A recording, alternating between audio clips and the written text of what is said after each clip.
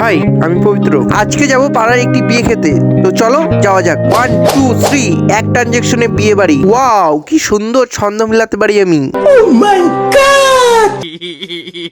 So guys, finally বিয়ে বাড়ি চলে এলাম। তারপর গুটি গুটি পায়ে হাঁটতে হাঁটতে মেন গেট দিয়ে ভিতরে প্রবেশ করলাম। প্রবেশ করতেই এদিক ওদিক না তাকিয়ে সোজা চলে এলাম খাওয়ার প্যান্ডেলে পেট পূজার কাজটা কমপ্লিট করতে। কিন্তু বন্ধুরা, ওখানে লাইন দেখে আর ঢোকা গেল না। তাই কিছুক্ষণ বাইরে বসে ওয়েট করছি আর ফ্যাশন শো দেখছিলাম। এই মানে লোকজনের হাঁটাহাঁটি দেখছিলাম। যাক, বিশেষ অপেক্ষার পর ফাইনালি খাওয়া দাওয়ার প্যান্ডেলে ঢুকলাম। আর গাইস, এদিকে দেখো, দিদিও খাওয়ার জন্য অধৈর্য হয়ে পড়েছে। কোনো ব্যাপার না দিদি, একটু পরেই খাবার দিবে, অধৈর্য হোস না।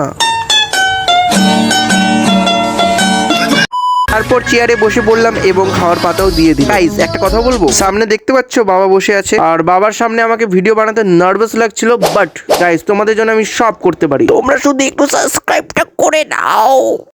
নেক্সট সবার প্রথমে পাপড় দিল এবং সেটাকে আমি খেলাম। তারপর এক এক করে ভাত, ঘন্ট, ডাল এবং নরম তুলতুলে একটা মাছের পিস দিল এবং সেটাও খেলাম। টেস্টটা ছিল অসাধারণ। সবার শেষে চাটনি, মিষ্টি, দই দিয়ে খাওয়াটা কমপ্লিট করে চলে এলাম হাত ধুতে। হাত ধোয়া হয়ে গেলে নিয়ে নিলাম কয়েকজনা সুপারি এবং সেগুলিকে খেয়ে ব্যাক টু হোম। বাড়িতে এসে আমাকে খুব ঠান্ডা লাগছিল, তাই বেশি দেরি না করে ঝটপট করে ঢুকে পড়লাম ঢাকার নিচে। গাইস, তোমাদের হয়তো আর এখন তেমন রেগুলার ভিডিও দিতে পারবো না, কারণ সামনে আমার সেমিস্টার এক্সাম শুরু হবে। তাই এক্সামের পর আবার আগের মতো রেগুলার ভিডিওস দিব। তো আজকের মতো এতটুকুই। এখন আমি ঘুমাই আর তোমাদেরকে বলি টাটা, বাই বাই।